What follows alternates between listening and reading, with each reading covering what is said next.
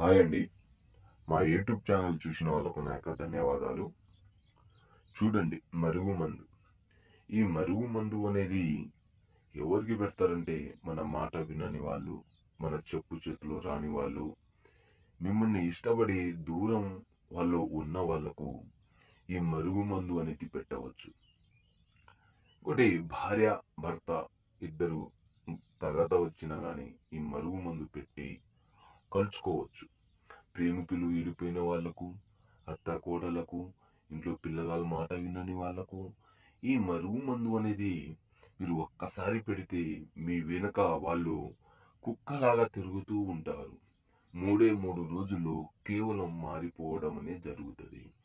దీంట్లో 2 రకాలు.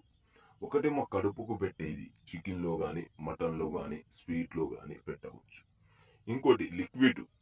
లిక్విడ్ అనేది చెప్పులకు, బట్టలకు,